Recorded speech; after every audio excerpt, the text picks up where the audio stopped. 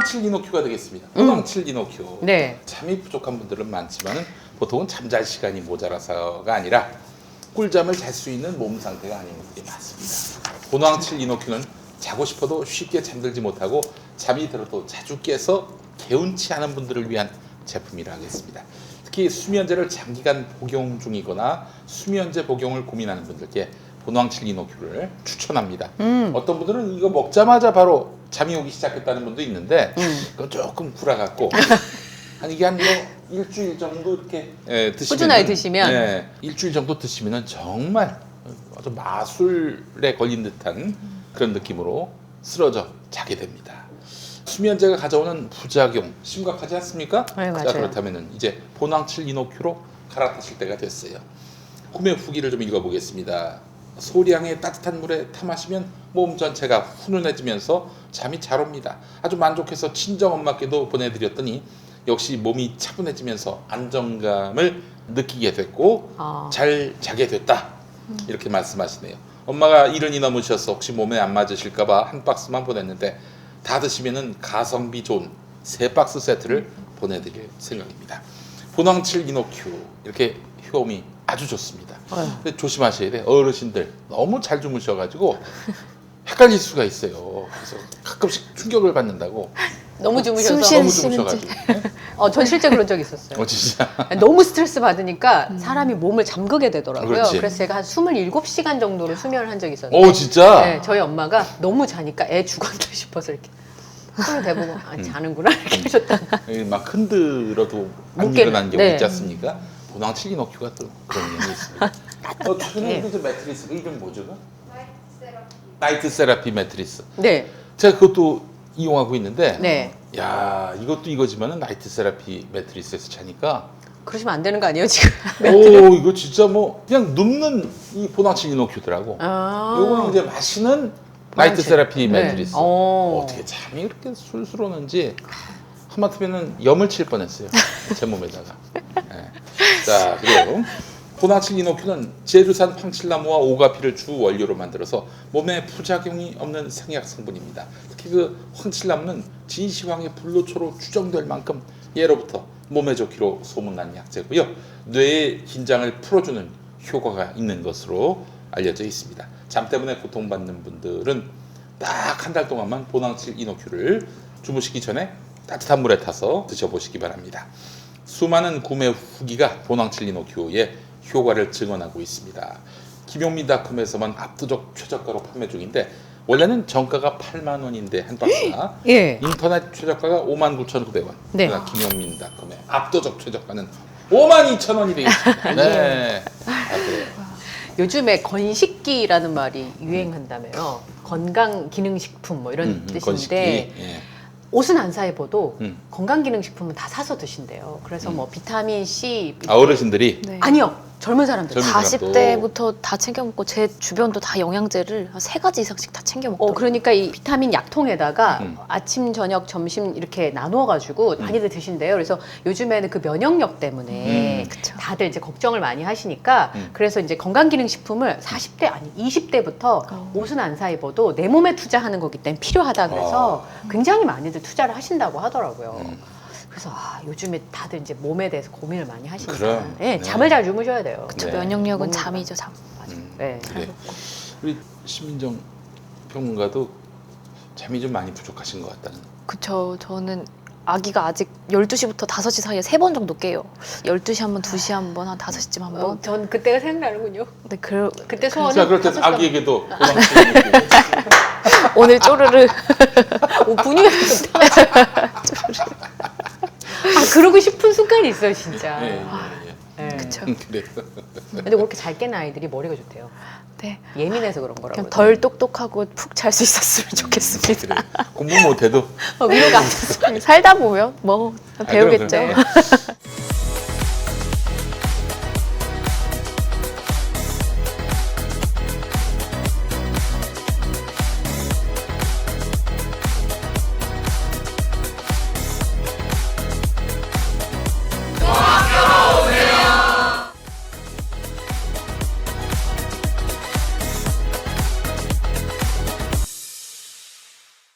네, 네, 곧 3.1절이 다가오는데요. 우리에게 굉장히 중요한 역사적 사실임에도 불구하고 우리가 잘 모르고 있는 부분들도 있고 또 왜 그날을 기억해야 되는지도 사실 잘 모르는 부분들이 좀 있어요. 그래서 오늘 전문가 한 분을 모셨는데 역사 얘기를 딱딱하지 않고 진짜 우리에게 피부에 와닿게 설명해 주실 김정인 교수님과 오늘 이야기 나눠보고 있습니다. 교수님 어서 오세요. 안녕하세요. 네. 김정인 교수님, 역사교육학과입니까? 사회과교육과입니다. 아, 6자예요. 사회과교육학과. 예, 네, 어렵군요. 그렇군요. 아유, 남들이 못한 줄 알아요. 그래. 그러니까 역사교육학과이실 거라고 이제 네. 그냥 당연히 생각을 하게 예, 되는데 지리 선생님, 사회 선생님, 네. 역사 선생님을 다 하잖아요. 예. 초등학교 선생님이. 아, 그쵸. 초등학교 교사를 키우는 곳이니까. 아, 교대니까. 세 과목을 가르치는 선생님이 한 과에 있어요. 네. 그리고 꼭 사회과 교육과라고 이렇게. 사회과. 예. 아, 그래서 초등학교 이제 선생님 하는 제 친구 말에 의하면 네. 진짜 대학 생활을 고등학교 때부터 빡세게 공부를 했다고 저한테. 교대가. 네, 공부가 너무 힘들었다고 얘기를 하더라고요. 엔터테이너 언제 겪어가지고. 애들이죠. 다 초등학교 선생님들 맞네, 모든 엔터테이너. 과목을 다 해요. 모든 노래까지, 체육까지 아, 다 해야 피아노도 잘 되니까요. 치고. 네. 그렇죠. 예. 그렇죠. 진짜 요즘은 또 미디어를 이용한 그 교육 수단도 많아지다 보니까 선생님들이 멀티플레이어가 돼요. 아, 맞아요. 그렇죠. 예. 교수님은 이렇게 비대면 수업을 제가 작년에는 개를 타가지고 연구년이라는 걸 해가지고 1년 아. 동안 몰빵으로 방에서 공부만 했습니다. 네. 아유, 교수님, 연구실에서 그 공부했죠. 좋은 겁니까 나쁜 겁니까? 그게? 좋은 점도 있고요. 새로운 변화에 예. 뒤늦게 적응할 수 있기 때문에 당황하지 않았다는 점. 아. 그러나 지금은 적응해야 되기 때문에 다시 복귀. 아이고 복귀를 하시니까. 예, 조 교수님께 계속 문의를 드리는 어. 고통을 겪고 있지만 1년 동안 이제 가끔 했기 때문에 연습했잖아요. 네. 그러니까 이제 적응이 빠른 거죠. 예. 그러니까 시험 칠 때가 제일 고민이 되신다고 하더라고요. 예, 선생님들이 예, 어떤 예. 시험 문제를 낼지 그리고 예, 그걸 예. 어떻게 채점을 할지가 이 비대면 수업에 음. 특히 대학교육에는 굉장히 어려운 문제라고 저한테 예, 얘기를 그래서 하시더라고요. 비법을 또 마련해 놨죠. 아. 이제 요즘 또 절대평가라는 걸 해요. 옛날에 상대평가 했었거든요. ABCD 명수가 나왔는데 네. 지금은 그냥 통과 안 마음대로 학점을 주게 돼 있어요. 어. 그리고 이럴 때 선심을 베풀어서 A 폭격기가 돼야 되나 말아야 되나 아. 네, 고민하고 있는데 네. 예전에도 아주 쫀쫀하게 줬기 때문에 예. 그냥 지금도 그러진 않을 것 같은데 네. 시험은 좀 더 이렇게 학생들이 사유할 수 있는 그런 시험이자 암기하지 않는 문제를 내면 되니까 생각할 수 더 좋은 점도 있어요. 제가 열정적이던 대학 강사 시절에 모든 학생들에게 다 A 플러스를 주겠다는 일념으로 예, 수업 다 나오게 예. 마치 주일학교 선생님이 너 내일 교회 와라 이런 식으로 전화를 매일 내일 저기 수업인데 나와라 이렇게 막 전화하고 와. 심지어는 레포트를 안 낸 친구는 사당동에 살고 있던 친구인데 그 사당역에서 차를 대기시키면서 레포트 제출할 때까지 다 들어가셨어요? 들어갔었어요. 제가 머리를 절레절레 흔들었습니다. 이야기를 듣고 최악의 교수님이 내가 안 나겠다는데 이거 갖기 그냥 날리겠다는데. 네, 다 좋습니다. 그 전설의 A 폭격기. 네, 그러나 A 폭격이 그냥 폭격하지 않습니다. 이유가 있는 폭격을 했어요. 근거를 받아야 돼. 근거 네, 있으니까. 그럼요. 자, 오늘 저희가 3.1운동에 대한 이야기를 해볼 텐데요. 뭐 아니나 다를까 요때쯤 되면 일본에서 뭐 여러 가지 얘기 이제 순서대로 우리가 아는 것처럼 다케시마의 날 하고 교과서 왜곡하고 뭐 이런 얘기들 계속 나오고 있는데 사실 우리의 항일운동에 대해서도 우리가 잘 모르는 것 같아요, 교수님. 요즘은 그래도 이 관심들이 예전보다 많아져서 3.1운동은 얘기하라고 그러면 이제 얘기는 하는데 네. 이게 요즘 새로운 또 트렌드가 연구는 굉장히 빨리 지나가고 그다음에 교과서는 안 바뀌어가지고 아. 약간 이제 그 차이를 느낄 때가 좀 많죠. 전 아우네 장터밖에 잘 몰라요. 꼭 알아야 되죠. 그거 외에는 오늘 저 교수님의 진짜 전공은 독립운동에서의 여성들의 어. 역할 같은 건데 예. 네. 사실은 독립운동을 포함해서 우리 역사 고비고비에 여성들이 기여했던 바는 이루 말할 수가 없습니다. 근데 알려진 바가 별로 없지 않습니까? 그렇죠. 아무래도 우리가 미투기 이전까지도 그렇지만 여성에 대한 관심들이 여성 운동에 대한 관심들이 거의 없고 또 사실은 그런 문제가 쭉 남성 중심으로 되어 왔으니까 예. 가령 뭐 예를 드는 게 이제 역사는 재미있잖아요. 이제 아, 네. 광주 학생 운동이 이제 1929년도에 있었는데 그렇습니다. 그게 이제 광주에서 일어났지만 전국적으로 확산됐잖아요. 네. 근데 그 전국적으로 확산된 이유가 뭐냐면 1929년 11월 3일 날 이제 크게 터졌는데 네. 그게 이제 전국적으로 이제 확산될 조짐이 있으니까 12월 초에 이제 방학을 강제로 한 거예요. 아, 강제방. 학생- 강제됐다가 전학에. 이제 1월 15일 날 계약을 한 거죠. 계약하는 날 서울에서 모든 여학교들이 연합 시위를 한 거예요. 오. 1월 15일 날. 그래서 그 연합 시위 때문에 전국적으로 확산이 돼서 3월 1일 중까지 전국적으로 확산된 거예요. 광주 학생 운동의 전국적 확산의 결정적 계기가 1월 15일 있었던 서울의 여학생 학교 여학교의 연합 시위예요. 근데 이게 교과서에 한 번도 안 들어갔거든요. 아 그런 일이 있었군요. 네. 그 광주 학생운동은 한마디로 일본인 학생이 조선인 여학생을 괴롭혔고 예, 예. 여기서 조선인 남학생들이 이제 싸움이 붙어가지고 네.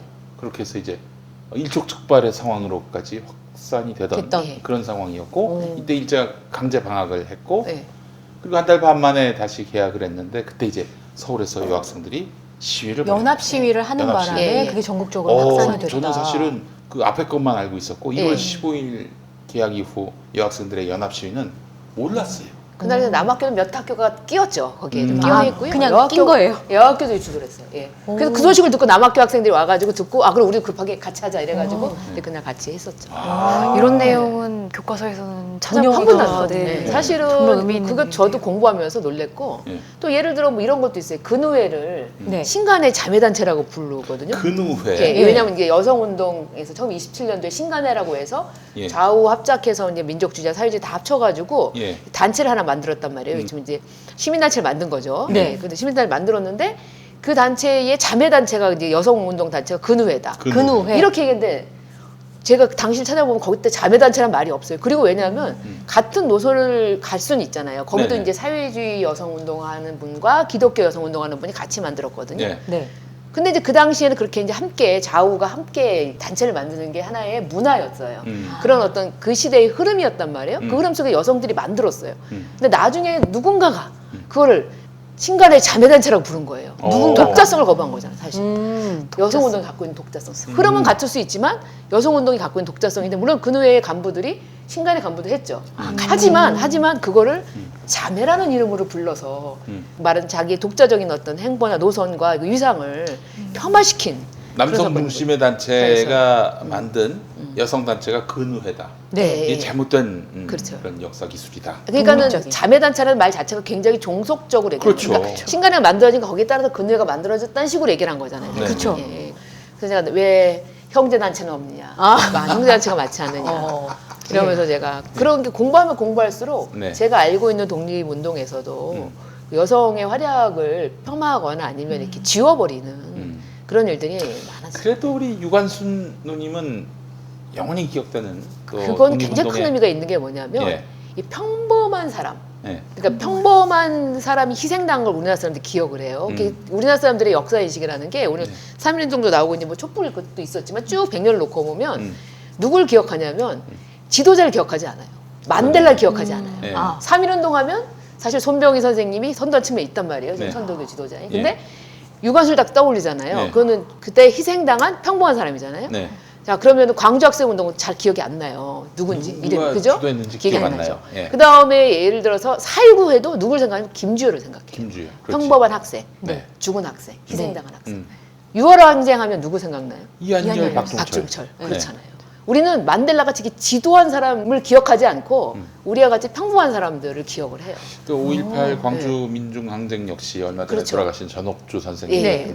그렇죠. 그러니까 평범한 사람들을 기억하고 예. 사실 거기 뭐 윤상훈이라든지 5.18에서는 굉장히 그렇죠. 지도급들이 있으셨는데도 예. 그런 분들에 대한 기억보다는 돌아가셨지만 평범하게 누구나 어떤 자기가 생각한 가치를 위해서 목숨을 바칠 수 있는 한국 사람들이 무섭지 않습니까? 아. 대단한 사람들이죠 사실. 사람들이죠. 그러니까 그런 사람을 기억을 해요. 저는 역사에서 그게 굉장히 우리나라 사람들의 마인드에 독특한 마인드라고 생각해요. 오, 그렇구나. 네, 네. 그래서 유관순은 거기다가 또 신여성이에요. 제가 이제 늘 강조하지만 신여성. 유관순을 우리가 생각할 때 흔히 사람들이 어떻게 생각하냐면 유관순이 이제 4월 1일 날 아우네 장터에서 앞장을 서다가 부모님 돌아가셨어요. 네. 그리고 이제 형제들도 오빠는 잡혀가고 같이 잡혀가고 이렇게 했는데 뭔가 그런 어떤 걸 막 그림을 막 설명하다가 옥중에서 막 굉장히 저항적으로 이제 일제 저항하다가 목숨 잃었다 이렇게 얘기를 해버리면 어떤 문제가 있냐면 어떤 문제라기보다는 약간 효를 강조한 느낌이 들 때가 있어요. 제가 가족 때문에 부모님 때문에 부모님 내가 때문에. 그러니까 근데 효도 중요해서 그거를 뭐 문제 삼을 수는 없는데 사실 유관순은 유학을 갔잖아요. 천안에서 서울로. 아, 그러네요. 그렇죠. 예. 유학 간 신여성이에요. 그렇기 때문에 실제로 어떤 신여성 그 뒤에 나온 여성운동에 말하자면 토대가 됐었던 3.1운동에서 역할에서 굉장히 중요한 역할을 했던 사람들이 다 그런 여학생들이거든요. 참일이사도 마찬가지고 그런 여학생들을 상징하는 그러니까 신여성을 상징하고 그 뒤에 여성운동이 하나의 사회운동으로 자리 잡는데 큰 역할을 했던 사람들이거든요. 약간 그렇게 좀 뉴트렌디하게 좀 이렇게 이해를 해줄 필요가 있는 어. 그런 인물인 거죠, 사실. 아. 그런 의미에서 되게 의미가 있어요, 사실은. 작년에서 재작년이고 벌써 그런 논문을 제가 썼어요. 해방 후에 예. 해방 후에도 그래서 유관순과 관련돼서 보면 어떤 게 있냐면 이런 얘기 뭐 해도 되나요? 아, 네. 어떤 얘기? 예, 유관순이 처음 발견이 된 게 이제 해방 후에 음. 전영택이라는 분이 교과서를 이제 쓰려고 보니까 프랑스 교과서를 본 거예요. 네네. 불어를 좀 하셨나 봐요. 아. 근데 보니까 잔다르크가 있는 거야. 아, 그쵸. 그래서 한국에 잔다르크를 찾자 그런 거예요. 아, 그런 그래서 차원에서 이제 이거 그래서 생각해보니까 3.15때 때 이화학교 학생들이 많이 했으니까 거기 좀 뭐 있지 않을까? 그리고 이제 보냈어요. 네. 사람을 보냈는데 박창이라는 분 나중에 연대 국문과 교수하신 분인데 이분을 보냈어요. 근데 박창일 선생님이 가서 물어봤더니 신봉조 교장 선생님이 난 잘 모르겠고요. 이렇게 우리 교감 선생님이 그때 참여했었으니까 한번 물어봤더니 교감 선생님이 학생이었거든 그때. 그래서 물어보니까 잘 기억이 안 나 이렇게 얘기한 거예요. 돌아와서 없었는데요 이렇게 얘기를 했는데 알고 봤더니 거기에 그 유재한이라는 분이 밑에서 유재한. 교과서를 만들고 있었어요. 같이 네. 한글학자인데. 네. 이 사람이 휴가 내고 집에 갔다 오겠다 그러더니 집에 갔다 오더니 저희 아주머니 뻘에 유관순이라는 분이 계신데 아, 이화학당을 집안에? 나오시고 돌아가셨다. 그때 감옥에 돌아가셨다. 이렇게 얘기한 거예요. 그래서 전영택 씨가 너무 좋아하면서 그걸 조사해가지고 나중에 전기를 썼죠. 그러면서 알려진 거예요. 근데 신봉조 교장 선생님도 아 내가 너무 궁금한 거였는데 박인덕이라고 당시에 유관순 선생님이었던 분이 감옥에 같이 갔었거든요. 어. 이분이 이제 미국에서 돌아온 거예요. 예. 물어본 거예요. 신봉조 선생님, 네. 교장 선생님이. 아니 우리 학교에 그런 사람이 있습니까? 그랬더니 제자 중에 유관순이 있습니다. 그래서 공개가 된 거고. 그럼 그 전까지는 아무도 알려지지 않았던 예, 거네요. 그렇죠. 예. 일제강점기에도 유관순은 전혀 조명이 안 예, 됐고. 조명이 안 됐고 오. 제가 이제 찾아보니까 딱 하나의 자료가 남아 있는데 유관순 이름이 남은 자료를 하나가 있어요. 일본 경찰들이 그 집안이 지금 다시 풍부학산이 났잖아요. 그러네요. 부모님 돌아가시고 오빠 잡혀가고 잡혀가고. 자기 잡혀갖고 그래가지고 할아버님이 돌아가셨어요. 그 해에. 충격받으셨겠죠. 그렇겠죠. 그래가지고 집안에 싸움이 난 거예요. 제사를 전통식으로 하느냐 아니면 기독교식으로 하느냐. 어. 왜냐하면 기독교 믿어서 이렇게 했다고 믿는 집안 어른들이 있는 거예요. 아. 그다음에 이제 아니 그래도 그러니까 이제 전통식으로 하자 그러고 이쪽 그래도 이제 본인이 기독교를 믿었는데 요 싸움한 거를 이번 경찰 정보원이 가가지고 이렇게 보고한 거. 거기 유관순 이름이 나오는 거 말고 아. 자료가 없어요. 네. 근데 이제 해방 후에는 근데 사람들이 이제 그래서 유관순이 47년도에 경향신문에 네. 나오게 되거든요. 박혜주란 분이 이제 써가지고 나오게 되는데 그러면서 알려진 거예요 대중적으로. 아, 음. 대중적으로. 그런데 그 다음에 이제 부각이 된 게 뭐냐면 48년도에 3월 1일이 되니까 갑자기 유관순 소설, 유관순이 교과서에 들어가고 유관순 노래가 나오고 유관순 열사가 판소리가 나오고 막 연극이 나오고 그렇게 돼. 왜 그러냐면 47년도, 46년도 3.1절 때 우리 3.1절이니까 3.1절 얘기하면 좌우가 싸웠어요. 좌우가 충돌했어 물리적으로. 네. 그래가지고 47년도에는 10몇 명이 죽었단 말이에요. 매년 그렇게 3.1절에 충돌이 있었고 네. 그 3.1절 충돌 때문에 4.3 제주항쟁이 또 그러니까 4.3도 관련이 돼 있잖아요. 예. 그러니까 그렇기 때문에 47년도에 그렇게 된 거잖아요. 47년도 3월 1일 날 제주에서 행사에서 좌우 통돌이 있고 그때 경찰이 진압을 하면서 사람이 죽게 됐거든 그 거기서도. 4월 3일에 예, 예. 예, 아니 그러니까 3월 1일 날 47년도에 그리고 48년도 4.3이 48년도에 일어났거든. 예예예. 그러니까 48년도가 딱 됐을 때 사람들이 다 유관순을 기억한 거예요. 왜냐하면 그래서 유관순 영화를 만든 제작자가 그래다 뭐라고 쓰냐면 남북의 38선을 까 부수고 까부수. 예, 까 부수고 우리가 통일이 돼서 하나의 정부가 되는 그런 바람으로 나는 유관순 영화를 만들었다. 어머. 무슨 얘기냐면 평범한 사람들은 그 당시에 이렇게 갈라지고 싸우면서 그 뭔가 이렇게 나라가 분열하는 거에 대한 굉장한 공포가 있었고 우리가 다 함께 평범한 희생자인 유관순을 기리면서 유관순의 어떤 평범한 사람들의 이런 희생을 헛되하면 안 되기 때문에 네. 우리는 갈라지면 안 된다. 그래서 나는 남북이 갈라지는 걸 막기 위해서 이 영화를 만들었다라고 오. 방희석이라고 하는 제작자가 그런 인터뷰를 하게 돼요. 예, 통합의 예. 아이콘. 그렇죠. 통합의 아이콘. 그렇죠. 예. 민족 통일의 아이콘이었던 남북 분단을 넘어서는 통합의 아이콘이 되면서 그 뒤로 계속 신문이나 대중들이 이제 높이 사고 60년대 들어서 박정희 정부 들어와가지고 왜 다 이렇게 부각시켰잖아요. 그렇죠. 왜 그 영웅들 이순신 애국 뭐 뭐 이렇게. 이렇게 신사임당 이럴 때 유관순이 부각이 된 거예요. 이순신은 군인이었잖아요. 그치. 박정희는 또 그 일본 군인이었고 그래서 일본 군인이라는 이미지를 싣기 위해서 자꾸 이순신을 부각시킴으로써 그렇죠. 이순신과 자신이 겹쳐 보이도록 그렇게 하는 의도가 있었다면은 유관순은 왜 그랬을까? 그러니까 대중적으로 이미 먼저 유관순이 선택이 된 거죠. 예, 이 대중적으로 선택이 돼서 50년대도 영화도 만들어지고 계속 이게 되니까 그걸 이제 국가의 입장에서 그걸 이제 받아들인 거죠. 그러니까 교수님. 굉장히 독특한 거예요, 사실은. 그 유관순은. 네. 제가 이런 걸 봤던 기억이 나는데 이화 출신이라는 네. 점에서 친일파였던 김환란 씨가 네.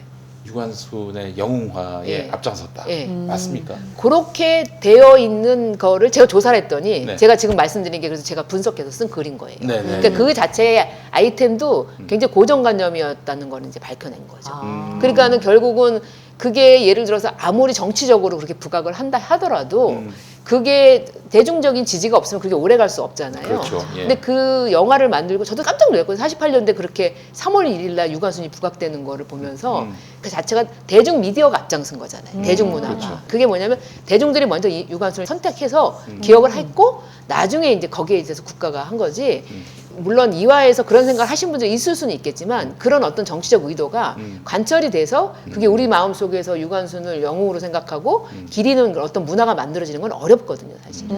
이게 이제 마치 박정희가 자신의 어떤 친일 군인으로서의 이력을 지우기 위해서 이순신을 막 부각시키고 네. 그 이순신과 자기를 이제 겹치게 만드는 그런 메커니즘 속에 김환란이 네. 자신의 어떤 친일 행위에 대해서 감출 목적으로 이화 출신 유관순을 막 부각시켜서 자기와 혹은 뭐 친일 학자들 그걸 유관순하고 겹치게 하려고 하는 그런 의도가 있었던 게 아닌가 좀 생각을 해봤었는데. 그러니까 그런 의도는 있을 수는 있는데 네. 그게 이제 예를 들어서 3.1운동 하면 유관순을 떠올릴 만큼 우리가 그렇죠. 유월항쟁 하면은 이한열, 네. 박정철 떠올리는 그런 정도의 문화적인 저변은 그런 정치적인 의도만 가지고 만들어지는 건 아니라는 것 때문에 제가 이제 좀 대중의 이런 그렇죠. 그 예, 예. 지지와 예, 예, 또한 예, 그런 예. 기념, 예, 기억이 예. 오늘에까지 유관순을 우리가 존경하게 예. 만들었다. 유관순 우리 누나라고 하고 싶습니다. 예. 유관순 누나의 과거 사진을 오늘에 또 복원을 시켰던 네. 그 그림은 어떻게 보셨어요?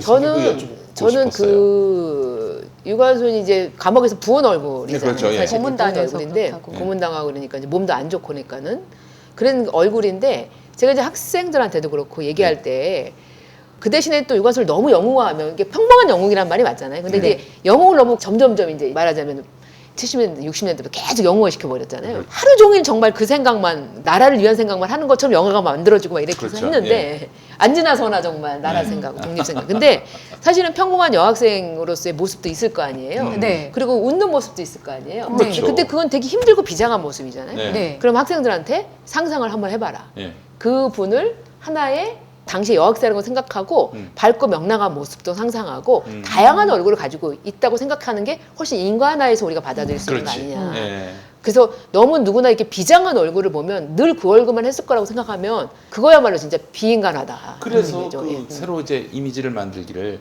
유관순 누님이 웃는 모습. 그렇죠, 그렇죠. 예. 너무 마음이 짠하고 행복해지는 그런 느낌도 있고요. 예, 예. 그거 말고 제가 이제 최근에 주목하는 게 6명이 1920년 3월 1일 날 네. 배화학교 6명 학생들이 네. 1년을 기념해가지고 저기 산에 올라가가지고서 만세 불렀다가 다 잡혀갔거든요. 그래요? 근데 그중에 6명 사진이 남아있어요. 한꺼번에 찍은 오, 사진이. 진짜? 예. 근데 6명이 뭐냐면 만세 부르는 장면이 아니고 잡혀가서 이제 감옥에서 찍은 사진인데. 그러니까 이 머그샷 같은 거. 예. 근데 그 했는데 딱 보니까 어떤 느낌을 주냐면 되게 이렇게 표정이 살아있는 거죠. 이게 이 분노, 두려움, 이런 것들이 비장함. 살아있는 비장함. 그래서 오히려 그 사진이 더 마음에 든다고 사람들이 뭐 방송이지만 예, 잠깐 네. 막간을 여기서 제가 여기 누가 자꾸 3.1절 되니까 자꾸 저한테 연락이 오지 않겠습니까? 아, 그래서 네. 제가 예, 이 사진 좋다 한번 써봐라 이러면서 아. 제가 예, 네. 준 사진이 있는데 네. 명절 때마다 우리 김진영 씨가 불려다니듯이. 3.1절에 대목이 요 사진 요 사진 아, 요 사진 예, 감옥에서 이게 굉장히 어리잖아요. 잘 보시면 예. 굉장히 너무 어리죠. 그러네요. 네. 굉장히 어린데 이 표정들을 보면 두려움 그런 비장함 이런 게 있잖아요. 표정이 살아있잖아요. 그래서 앞으로 요 사진을 좀 쓰려고. 그래서 예. 너무 애기 얼굴. 애기 얼굴이죠, 진짜. 중학교 1학년쯤 됐을 그러니까 때 이게 너무 잡혀가고. 애기 얼굴이에요. 그러니까 유관순은 좀 아파가지고 그 나이가 어려 보이지 않잖아요. 이런 나이였다는 거죠. 아, 저 얼마 전에 뉴스에서 본 것 예, 예, 같아요. 이름이 김경화, 박양순, 성혜자, 예. 소은명 그리고 안옥자, 안희경. 잘 읽으시나요? 이 예? 흐릿한 거를 잘 읽으시네. 여기 나와 있어요. 아니요. 학대해서 읽어야 되죠, 지금. 예. 네. 배화 그, 여학교 예, 지금의 예, 그 배화 여자 고등학교. 배워요고. 예, 예, 예. 제가 얘기 들었을 때 유관순 열사가 그렇게 장난꾸러기였대요. 친구분들이. 그래서 그렇게 까르르 잘 웃고 장난도 많이 치고 그런 성격이었다고. 그분의 평범한 일상 얘기도 좀 들어봤으면 좋겠어요, 교수님. 네. 근데 저는 이제 그 자세히 뭔가 이렇게 얘기들이 막 섞이잖아요. 영어가 네. 되면서. 그렇죠. 그래가지고 참 그게 어렵긴 어려워요. 그분 성격이 어떤지. 근데 제가 볼 때는 약간 장난기 있는 얼굴인 거 맞아요. 아, 그래요? 눈을 보면 약간 눈가도 그렇고 음. 갑자기 김영민 씨 얼굴 아, 그래? 눈이 자꾸 왜 제가 장난을 좀 많이 치긴 아니 그러니까 하는데. 눈에 그 약간 네, 입살. 그런 네. 게 있고 제가 볼 때는 좀 남다른 데가 있죠. 그런 분들이 보면 아니 김마리아 선생님에 대한 얘기 들어보면 남다른 데가 있긴 한데 그러면서도 이게 자기가 이제 결단할 수 있는 결단력도 있으면서 동시에 이제 삶의 어떤 자세가 여유로운 분들이 예, 전 결연하다고 하는 거는 이게 삶의 여유와 사실 같이 간다고 생각해요. 그러니까 어정쩡하고 모호하면은 사실 그게 어떤 선택을 하기 굉장히 어렵지만은 자기가 이제 그런 어떤 선택적인 결단할 수 있는 그런 강인함과 그다음에 또 어떤 삶을 또 여유롭게 바라보면서 자기 삶에 대한 어떤 애착 이런 걸 갖고 있는 분들이라고 전 대부분 공부를 해보면 그런 분들이 대부분이 그런 게 오히려 있더라고요. 삶에 애착이 없을 것 같은데 삶에 애착이 있던 삶에 사람들이 애착이 있으면 또 여유롭게 바라볼 수 있는 자기 삶 약간 좀 강한 분들이긴 한데 그런 측면들이 있어서 야 이거 아무나 할 수 있는 일은 아닐 것 같긴 한데 그렇다고 또 누구도 못할 일은 아닌 그런 것 선택의 기로에서 그런 선택을 하신 분들 같아요. 아니 그 감옥 들어가서는 또 어떤 이런 모진 고통을 당했을까? 가만두진 않았을 것 같아요. 그런데 이제 그 당시에 유관순만 그런 일을 당하지는 않을 것 같고요. 그렇죠. 예, 그렇죠. 당시 이제 감옥에 간 사람들이 그 6명을 포함해서. 예, 굉장히 고생들을 했는데 그때 이제 들어갔던 분 중에 한 분이 이제 감옥에서 나와서 인터뷰를 한 걸 보면은 가장 분했던 게 일본 경찰이 이제 그 간수들이 모아놓고서 그러니까 이제 밥이 너무 형편없었다 이런 거에 대한 강한 비판과 함께 뭘 얘기하냐면 니들이 여자로서 할 수 있는 게 뭐냐 니들이 왜 나라를 살림이나 잘하면 되지 이런 얘기했을 때 자기는 정말 분노했다. 그리고 어떻게 너무나 모욕적이었다 이런 얘기를 나와서 인터뷰를 한 기록이 있거든요. 그러니까 의식이 굉장히 살아 있었다라는 거잖아요. 예, 예, 예. 말씀하신 것처럼 신여성이라는. 그러니까 영화 암살 때문에 사실 여성 네, 독립운동가에 네. 대한 관심이 대중적으로 많이 있었는데 그 전에 제가 이제 배운 거는 누구의 어머니, 그렇죠. 누구의 아내로 옥바라지를 잘하고 자식들을 잘 키우고 독립운동 하시는 보다 더 강인한 모습으로 자리를 지켜줬다 이 정도로 이제 여성들의 독립운동이 기억되는 경우가 많았었는데 어떤 역할들을 많이 했는지 구체적으로 좀 말씀을 해주시면 좋을 그런 것 역할 한 같아요. 분들 많죠. 그 누구의 딸, 누구의 그 아내. 아내로 지금도 이제 그런 분들이 많죠. 네. 사실은 그런데 저는 그런 분들보다는 정말 아무것도 어떤 그런 배경이 없는 굉장히 평범한 사람으로서 독립운동을 끝까지 했었던 분들도 꽤 많거든요. 여성들 중에는 사실은. 그래서 이제 그러면서 또 이제 남성 독립운동가도 마찬가지지만 이제 북한에 가서 이제 지워진 사람도 있고 또 이제 중국에 있기 때문에 지워진 사람도 네. 있는데 제가 작년에 이제 해방 이후에. 네, 그렇죠. 네. 예. 공부하는 사람 중에 이화림이라는 분이 있어요. 이화림. 이화림. 네. 이화림이라는 분이 있는데 이분이 중국에서 이제 90년대까지 살아계셨기 때문에 근데 이제 이분이 뭘 하셨냐면 이제 평양에서 태어나서 3.1운동 경험하셨어요. 그 3.1운동 세대가 있어요. 그러니까 우리가 뭐 68세대하고 유럽엔 있고 우리는 네. 뭐 여기 지금 촛불 세대들이 있을 거 아닙니까? 네. 촛불 때 학교 다니는 친구들 뭐 세월호 세대라고도 할 수 있는 친구들이죠. 그러니까 그 친구들이 나중에 어떤 역사를 펼쳐갈지 그리고 우리 욕 많이 먹는 우리 같은 386 세대도 있고요.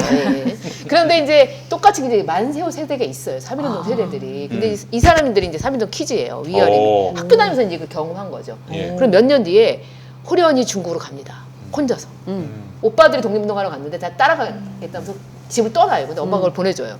가서 상하이 가가지고 결국 한일 애국단에 김구가 이끌었던 한일 애국단에 여성단원으로서 이제 활약을 하게 됩니다. 근데 그때 갔을 때도 여성단원 한 일이 뭐냐면 여성 밀정을 담당하는 거였어요.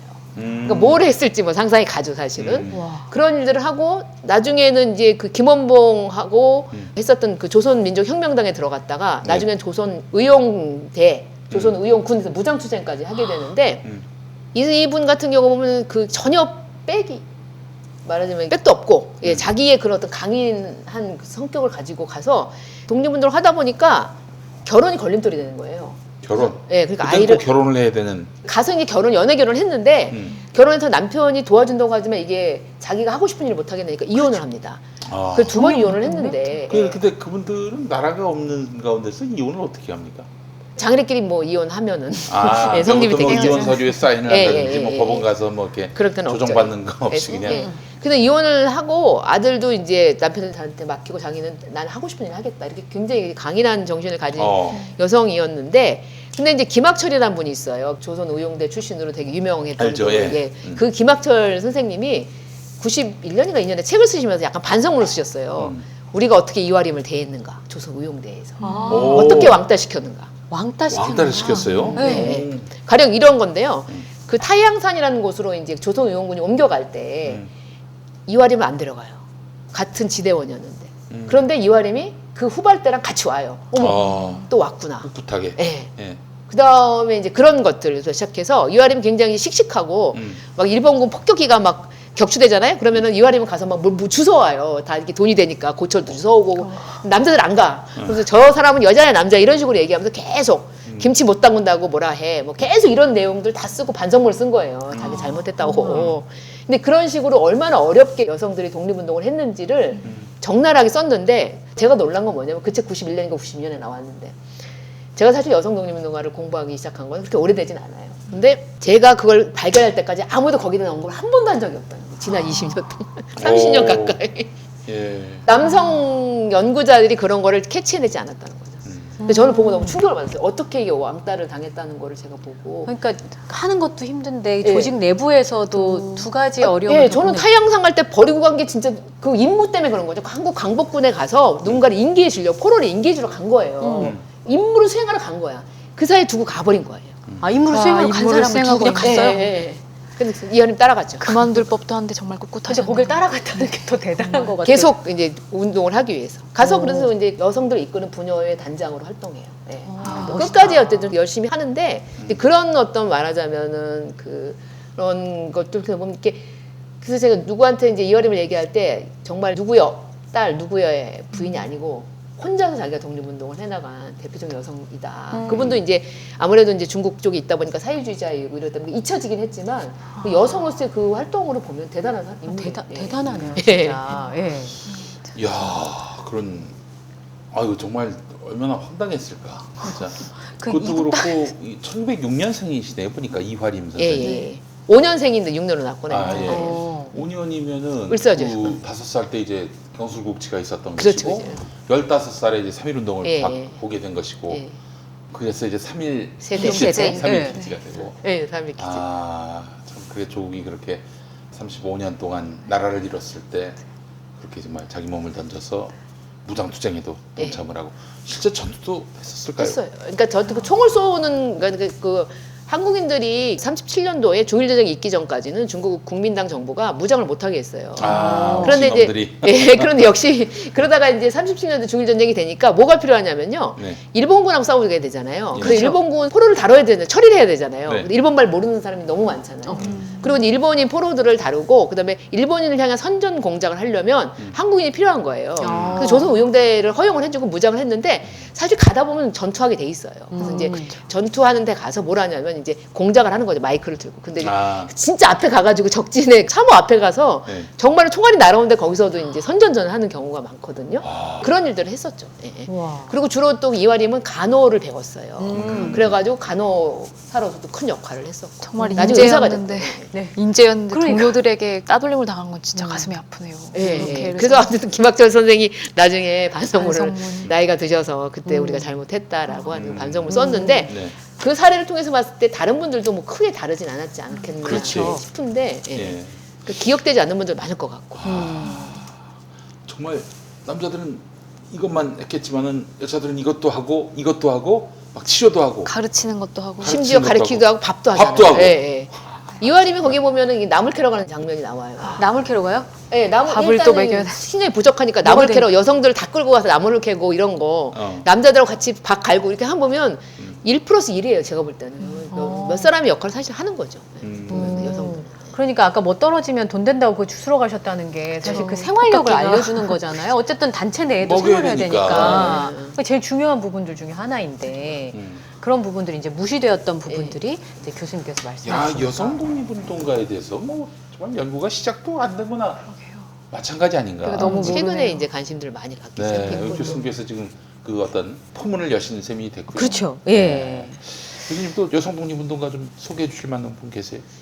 차미리사 선생님 제가 좀 차- 좋아하는 미리사. 차미리사? 네. 네. 이분은 사실은 제가 이제 대학교 4학년 때 음. 알바로 자료를 좀 조사한 적이 있었는데 오늘 알바로 시작해서 알바를 끊었는데 아까 신민정 평론가의 알바 경험을 저희가 좀 들으면서 아, 시작을 그래요? 했거든요. 예. 근데 이제 대학교 4학년 때 한국사 이제 대학원 가려고 하는데 차미리사에 대한 자료를 좀 조사해 달라는 부탁을 받고 네.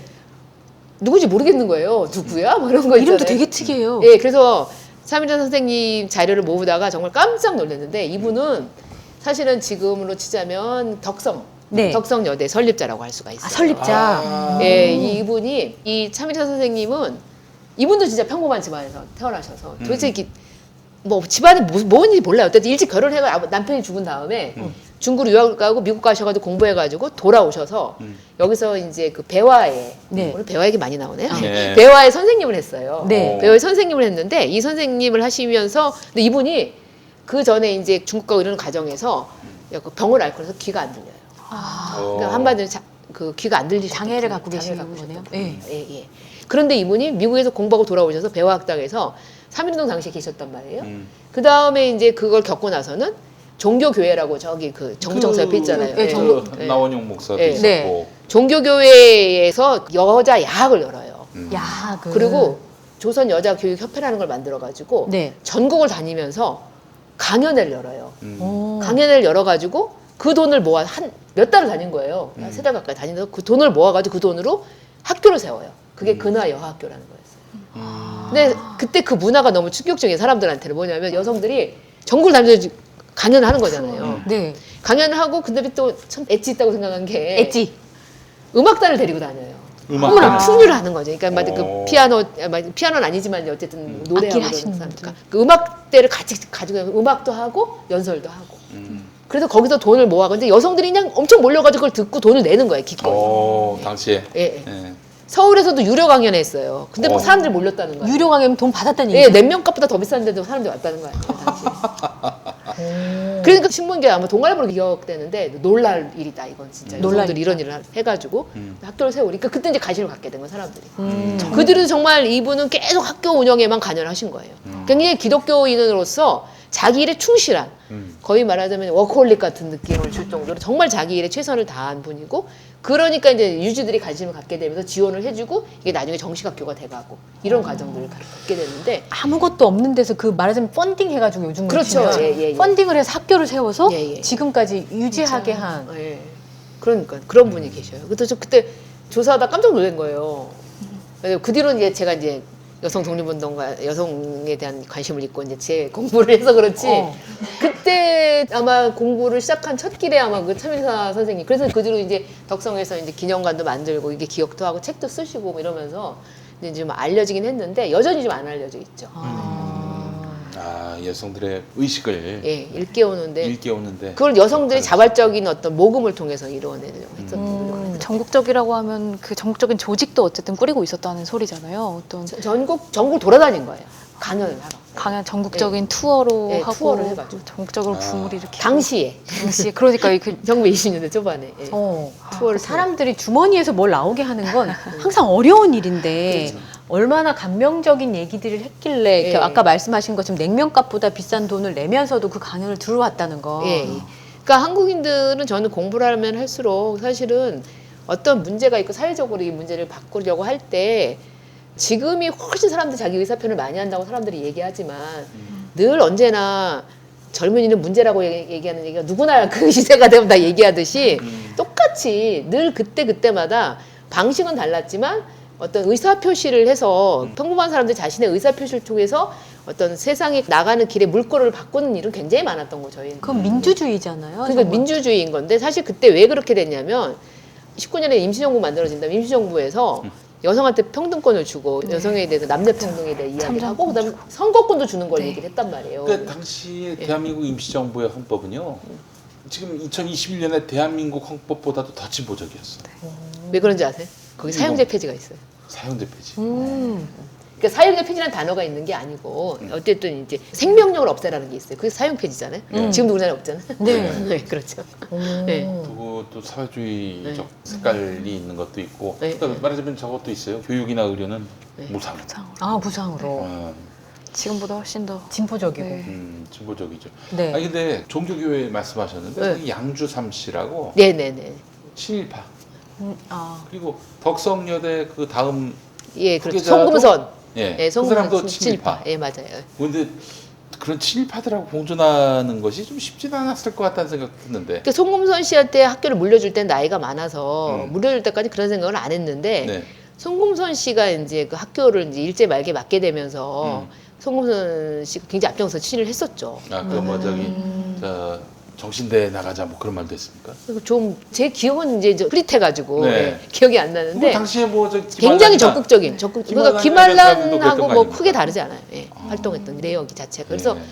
해방 후에도 그래서 그 문제를 바로잡지 못하고 우리가 친일 성대 안 됐다고 얘기하는데 음. 이게 이제 차밀사 선생님에서 음. 그 다음에 이제 그 송금선을 넘어간 다음에 음. 또 송금선 씨 일가가 이제 나중에 사립학교들이 그랬듯이 좀 사유화하는 그런 것 때문에 그 이제 수순으로 가지요. 논란이 됐는데 그걸 예. 좀 나이가 드시고 이러니까 이제 그걸 극복하지 못한 게 그래서 이제 결국 가려진 거잖아요.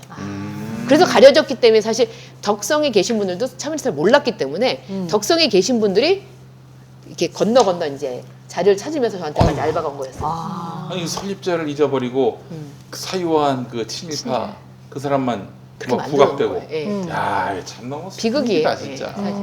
아이고. 그러니까요. 얘기를 들어보니까 사실 3.1운동이라고 하는 건 아주 불굴의 의지를 가지고 계신 몇 분의 지도자에 의해서 이루어진 운동이라고 생각했는데 교수님 말씀에서 가장 감명 깊었던 건 평범한 사람들이 평범한 그 사람. 일들을 해냈다는 예. 그 대목이 너무 가슴에 와닿는 것 같아요. 그리고 자부심이 되는 것 같고. 아, 그럼요. 네. 그러니까 그 차밀사 선생님이 전국 순회 강연을 했을 때 여성들이 왜 돈을 많이 냈느냐면 사실 임시정부가 여성한테 평등권 주고 선거권 줬잖아요. 그러니까 정말 너무 기뻐하면서 임시정부 엄청난 돈을 보냈어요, 여성들이. 대한애국 부인이라는 게 김마리아 선생님이 계셨던 거죠. 네. 정말 돈을 많이 보낸 거죠. 그러니까는 그걸 받아들이고 그걸 기쁨으로 생각하고 사실 제가 그런 면에서 좀 바라보면 굉장히 뭉클한 사진 중에 하나가 48년도 5월 10일 날 선거했잖아요. 그때 여성들이 사진 하는데 사실 여성들 문맥이 굉장히 높았어요. 문맥률이. 그래서 앞에 이렇게 사진이 있어요. 사진 보고 찍어야 돼요. 아, 글자를 글씨를 모르니까. 모르니까. 근데 투표율 95.5%였어요. 여성이. 아니. 남녀 아. 합쳐서. 아. 그러면은 그때 이제 제주 4.3 일어나고 제주는 두 군데는 선거 못했단 말이에요. 네, 근데 네. 95%. 예. 그 뭐냐면 일제시대 내는 사람들이 진짜 선거하고 싶었던 거예요. 그거를 영리를 걷는 게 이승만이에요. 부정선거였잖아요. 그러니까 이 48년도 50선거에서 95.5% 선거율이 보여주는 의미가 굉장히 컸는데 네. 그 이승만이 무시한 거죠. 이건 영린이야. 사람들이 정말 일제시대 정말 갖고 싶었던 건 뭐냐면 참정권이에요. 투표권. 투표권이었던 네. 거예요. 내가 뽑은 사람이 그만큼 민주의식이 높았던 거고 여성들 같은 경우도 그런 의식을 키워왔기 때문에 48년도에 외지에서 산골에서 그다음에 외딴 섬에서 배 타고 와서 걸어와서 다 투표한 거예요. 그러니까 이게 그런 측면에서 보면 여성들이 갖고 있던 정치의식이나 사회의식이 굉장히 높았다.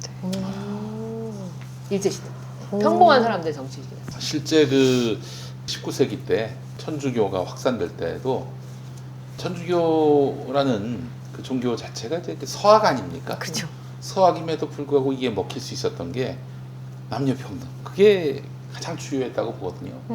그 예배할 때 예. 예배 볼 때 예. 남녀 같이 앉잖아요. 어쨌든 예. 섞여진 않았고 당시에는 이제 이렇게 뭐 가리기도 하고 그랬다지만 예. 일단 같은 공간에 남녀가 있는 거잖아요. 예. 거기다 뭐 이제 신분제 구별 없이 예. 너무 큰 문화 충격이었을 거예요. 그래서 저 실제로 그 천주교를 믿었던 분 중에 백정이 있었는데 이 양반들이 사람으로 대우해주고 그래서 성경은 잘 모르지만은 여간 붙잡혀 가가지고도 끝내 그 이름을 불지 않았다는 거예요. 그게 왜냐? 너무 그렇지 나한테 이렇게 인간으로 예우를 대해줬는데 해주는데 얼마나 고마워요.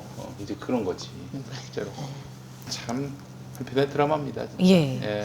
근데 이제 이런 일들이 많이 있음에도 불구하고 잠깐 이제 제가 아까 암살 얘기했습니다만 그때 이제 이달의 독립운동가 이렇게 하고 그리고 얘기 없는 것 같아요 교수님. 아니 그 저기 그 암살에 나온 여주인공 전지현 씨 예. 네. 있죠. 네. 그분의 어떤 모티브가 됐던 남자연 씨, 예, 아, 남자연 씨, 네. 예, 무정청했던 남자연 선생님인데, 네. 그러니까는 예를 들어서 이제 제가 그 암살이라는 영화를 보고 학생들한테 이제 그 독립운동가가 돼서 한번 편지를 써보라 그랬어요. 근데 큰 변화가 있었는데 어떤 변화가 있었냐면 독립운동가가 돼서 내가 이제 그 독일시에서 예, 네. 한번 써보라고 했는데 그 누구한테 편지를 보내는 겁니까? 그래서 아무한테나 이제 누구한테든 보내줬는데 아, 내가 독립운동가이면 예, 누구한테 그랬더니 그 전에 이제 학생들이 독립운동가가 그러면 다 남성 독립운동가로 생각하고 쓰는 거예요, 여학생들도. 아, 여학생들도. 그리고 여학생들도 이제 독립운동가니까 이제 예를 들면 뭐 안창호 이렇게 뭐 이렇게 생각하는 거잖아요, 자기 스스로를 이렇게 쓰는데 이 암살 이후에는 어떻게 쓰냐면은 정말 가족을 두고 만주에서 독립운동하는 여성의 입장에서 남편한테 애들 잘 봐라 이런 내용의 글을 썼다는 거예요. 저는 그걸 보고 정말 놀란 게 예. 한 편의 영화가 미친 영이 굉장히 커요. 매체. 여성한테 여성으로서의 정체성을 일깨워준 측면이 있는 거예요. 그러니까 독립운동가가 돼봐라 그러면 여학생도 다 남자가 돼가지고 쓰는 거죠, 막. 그리고 저도 사실 그런 자각이 없었기 때문에 그냥 그런 점수 매기고 뭐 잘 썼네 뭐 이렇게 했는데 정말로 그래서 내가 잘 있어, 잘 있는데 애들은 잘 돌봐줘. 어쨌든 뭐 이렇게 이런 내용의 글들을 애들이 써온 거예요, 학생들이. 제가 보면서 야. 100편의 글보다 한 편의 영화가 낫고 그 제가 최동훈 감독과 그 제작자가 아내분이시잖아요. 예, 예. 그 아내분을 제가 인터뷰한 적이 김진수 있는데, 선생님. 네, 예, 예. 한 7, 8년을 준비를 하셨대요. 그 네, 영화를 네. 너무 하고 싶어가지고. 티가 나요. 네, 사실. 그래서 그거를 이제 부부가 서로 이제 그 얘기에 대해서 굉장히 오랫동안 나누고 그 자료조사도 굉장히 오랫동안 하고 네. 그리고 그런 부분들을 드러내기 위해서 굉장히 노력했다는 얘기를 하셔서 진짜 하고 싶었던 영화를 했던 게 네. 어쨌든 뭐 관객의 사랑도 많이 받았고 네, 예. 예. 그래서 그때 생각이 나더라고요. 그래서 저분은 왜 저런 게 하고 싶었을까라고 예. 생각을 했었는데 그런 스토리를 알게 되면 애정하게 될 것 같다는 네. 생각이 좀 들어요. 네. 아, 남자연 선생님은 어땠습니까? 제가 자세히는 모르지만 어쨌든 이 무장투쟁 나이가 드셔서 고령의 나이에 무장투쟁을 하신 분이거든요. 아, 그런- 전정희 씨는 젊을 때 하신 게 아니에요. 예, 예, 예. 고령이었을 거예요. 예. 예. 쌍둥이도 아니고. 쌍둥이도 아니고. 거기상 드셔요. 예. 제가 이제 모든 분을 알지 않기 때문에 자세히 말씀 못 드려도 굉장히 독특하게 이게 의외로 예를 들어서 그러니까 나이가 드셨다고 해서 또 못하느냐 그렇지도 않은 거죠. 아, 그러네요. 예, 그래서 나이 불문하고 남자든 여자든 예, 자기한테 기회가 주어지면 안경신이라는 분도 있어요. 네. 성함 들어본 거. 예, 안경신이라는 분은 또 이 경찰서 폭파하는데 또 기여하신 분인데 평안도에서 아, 여성분인데. 예, 예. 아. 그런 무장투쟁하신 분들이 꽤 많이 있어요. 예, 예. 그러니까는 이제 무장투쟁이라고 하는 게 사실 극한에 굉장히 남성만 할 수 있는 거라고 생각을 하지만 그런 거는 남녀 불문하고 할 수 있는 부분들이 있기 때문에 예. 그렇게 했을 때 이제 특히나 이제 그래서 누구의 아내 누구의 딸인 경우는 금방 알려지는데 그렇지 않은 경우는 굉장히 시간이 걸리는 것 같더라고요. 그렇죠. 이런 독립운동가들, 여성 독립운동가들에게 해방 후 분단 상황은 어떻게 받아들여졌을까? 너무 그게 또 궁금해지는 대목입니다. 또 한편으로 보면은 분단이 되면 물론 남성 독립운동가들도 남북으로 갈리잖아요. 네. 김홍 선생님 북한 가신 거잖아요. 네. 똑같이 여성 독립운동가도 마찬가지죠. 네. 북한에 가신 분들도 있고 남쪽에 남아 계신 분들도 있는데 남쪽에 남아 계신 분들이 그 뒤에 이제 말하자면 추앙받거나 이렇기보다는 어떻게 살다 가셨다 이게 뭐 이렇게 찾아보면 뭐 그냥 나중에 후대의 연구자들이 찾아야만 알 수 있는 그런 존재가 그렇죠. 됐어요. 예. 그러니까 네. 우리가 이제 사실 그 독립운동의 상징적인 여성 독립운동가, 그러니까 살아계셔서 해방 후에 활약 뭔가 이렇게 이끌어줬던 그런 독립운동가를 잘 기억을 못 하잖아요. 예. 그러니까 그런 측면들이 좀 많은 거죠, 사실. 그래서 그 당시만 그냥 또 다시 이제 아내로 살고 다시 사회운동을 하게 되고. 사실 이제 혁명처럼 말이 있는데 일제시대 때 20년대에는 현모 양처란 말을 꺼낼 수가 없었어요, 사실은. 왜냐하면 이게 가정 안에 여성을 가두는 거였잖아요. 근데 네. 20년대에 이제 여성운동이 활성화되고 사회주의 여성운동까지 들어오게 되면서 도리어. 이제 현모양처기 잘 못했어요. 근데 해방후가 돼가지고 그렇게 현모양처. 그 얘기를 많이 왜 그렇게 하잖아요. 됐을까? 아니 이게 왜 그러냐면 현모양처라는 게 기본적으로 가정 안에 여성을 가두는 거니까 그렇죠. 사회적으로 활동하게 된 근데 이제 해방 후에 저 다닐 때 80년대 초반까지도 그 얘기를 너무 많이 들은 거예요. 현모양처가 돼야 한다. 꾸민 사람도 있었잖아요. 아유, 네, 그럼요. 그렇죠, 그렇죠. 예. 근데 이제 사실 그게 되게 이제 근대적인 거고, 그럼요. 그 예전에 없었던 그런 여성상이고 가정들의 여성을 가두는 상이었는데 그게 이제 해방 후에 그게 무슨 얘기냐면은 해방이 분단이 되니까 한국에서의 여성 운동 자체가 사실상 일제 시대부터 좀 퇴보했다는 게 제 생각이에요. 그러니까 페미니즘적 상황이. 요소들이 사실 20년대 있었거든요. 예. 그런데 그 요소들이 거의 사라지고 그게 나중에 다시 한국 사회에서 90년대. 그러니까 호주제 폐지가 사실 상징적인 사건인데요. 그러면서 이제 그 전후에서 정말 다시 부활이 되는 거예요. 분단 이 상황이 국제의 세월이 한 그로부터 한 40년 동안 유지됐던 거 아니에요? 네. 40년, 50년. 그 동안에 그 여성을 억압하고 짓누르는 그 문화가 계속 남한 사회에 유지되어 왔던 것이다. 제가 이제 한중일이 함께 쓰는 공동 교재를 쓰는데 네. 거기서 지금 가장 힘든 게 그 부분이에요. 뭐냐면 그 여성 관련돼 있는 법에 예. 호주제 폐지라는 게 너무 늦게 됐으니까 이게 다른 나라랑 한국이나 중국이나 일본과 비교해서 봤을 때 예. 발전이 굉장히 더뎌야 아. 45년 이후에. 그러니까 민법에서의 여성의 지위라든 이런 걸 네. 놓고 봤을 때 우리나라 민법은 일제시대 민법을 거의 그대로 따라오게 되면서 일본이 이제 패전 이후에 미군이 들어와가지고 어쨌든 그 민법을 개정했거든요. 네. 근데 우리는 오늘 일제시대 민법 준용해서 썼단 말이에요, 사실 오랜 기간도. 그러다 보니까 좀 퇴보가 돼 있어요. 그걸 이제 일본 선생님이 써오셨거든요. 근데 읽고 있는데 진짜 기분이 찹찹하더라고요. 아, 오히려 야, 오늘 이 얘기는 굉장히 충격입니다. 새로운 그 이상. 북한은 어땠습니까? 북한하고 중국 같은 경우에는 사회주의적인 어떤 여성의 지위, 중국 같은 경우에는 이미 30년대에 중국 공산당이 이혼의 자유를 선언했다가 난리가 났었습니다. 아, 중국은 뭐 근자의 나라니까. 아니, 근데 중국 공산당이 너무 선진적으로 그걸 내놓으니까 네. 이걸 이제 못 받아들인 거예요. 사람들이. 사회적으로 그- 오히려 약간 후퇴했지만 기본적으로 진보적인 성향의 그 말하자면 여성의 입장에서 봤을 때 여성의 지위를 상당히 높이 하는 그런 걸 만들었고 그러니까 국민당이 따라가지 않을 수 없으니까 거의 중국은 법적인 것에서는 가장 한중일 중에 진보적이었죠. 그러니까 45년 이전에. 그랬는데 이제 그게 이제 해방의 45년 이제 중일 전쟁 승리 이후에 이제 중국의 어떤 국민당이 남아 있고 그다음에 이제 이쪽에 중국 공산당이 어쨌든 중화인민공화국을 세운 다음에도 그 법이 살아 있는 거고 근데 약간 그 아까 얘기한 이혼의 자유는 후퇴했지만 하도 반발이 심하니까 이미 이제 45년 이전에 후퇴했는데 네. 그 전체를 놓고 봤을 때 가지고 있는 남녀 평등에 관한 법이 그대로 가게 되면서 그건 이제 당연히 사회주의 국가인 북한에서 영향을 미쳤죠. 근데 북한은 약간 지금도 봉건적인 문화가 남아 있는데 그 봉건적인 문화와 그 여성의 지위에 대한 법은 좀 달라요, 제가 볼 때.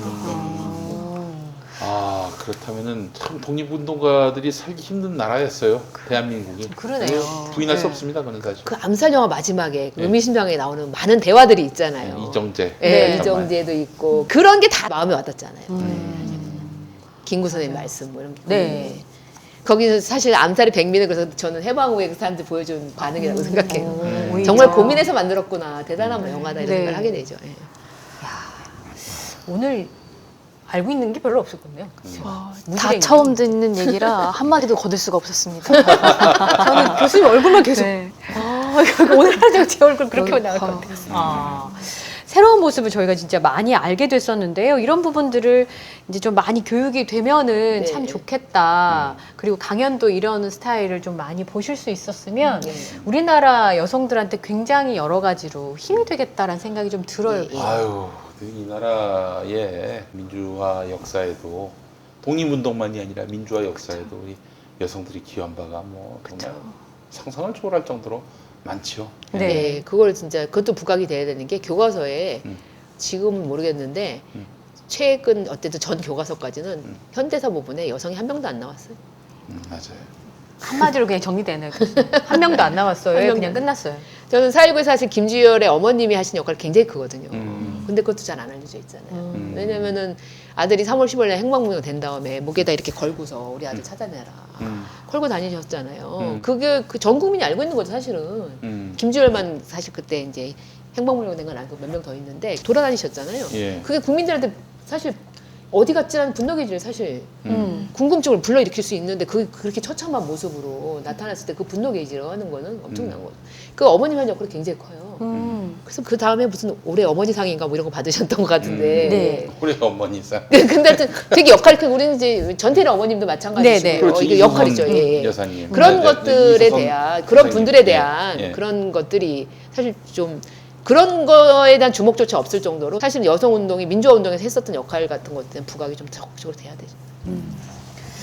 자, 오늘 그래요. 전 태어나 처음 듣는 얘기를 들어가지고요.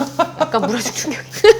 전 아는 여성 독립운동가 암살의 전지현 씨밖에 없어가지고. 근데 말씀 들으니까 무장투쟁을 했었을 정도의 걸크러쉬들이었다는 게 자부심이기도 하고 또 그런 부분들을 좀 기억해야 되겠다. 저희 딸한테도 가서 오늘 배운 거 얘기해 줘야 될 것 같습니다. 해방 이후에 나라의 기풍이 일제강점기 그 이전만도 못했다라는 것이 너무나 좀 안타깝다라는 생각이 들고요. 사실 저 검찰개혁도 다 남자 아닙니까? 그렇잖아요. 검찰총장부터 시작해서 네, 주요 그렇죠. 지검장 그리고 심지어는 바이스급 그런 검사장들도 다 남성이에요. 그래서 저는 여성 검찰총장이 나올 때 이건 검찰개혁이 아주 뭐 상상을 초월할 정도로 진전될 수 있을 거라고 믿습니다. 네. 지금도 문화가 저는 내부적으로 많이 바뀌고 있을 거라고 생각이 굉장히 많잖아요. 지금 여성 검사 비율이. 네, 네. 예, 그렇죠. 많이 늘어나고 있긴 한데, 아이 보세요. 그 좀 두드러지는 여성 검사들이 지금 뭐 어떤 처지에 놓여 있는지 다 보이잖아요. 어느 분이 저한테 자기 그 사건을 맡은 분이 출산휴가를 가셔서 네. 이 사건이 이게 어떻게 처리될지 모르겠다 그래서 네. 이제 그런 문화를 받아들이셔야 된다고. 맞아요. 아니 그 당연히 출산휴가를 가야지 그럼. 그럼요. 그럼 바뀔 거 아니에요 담당자가. 그렇죠. 그런 거를 당연히 그걸 받아들여야 되는데 이제 그런 문화 자체가 낯선 거죠. 그쵸. 그런 경험이 없으니까. 예. 사실 어떻게 크게 위에까지 쫙 그 바뀌는 변화가 오지 않을까요? 그렇죠. 네. 네, 좀 제대로 된 여성 대통령도 나오고 그렇죠. 예.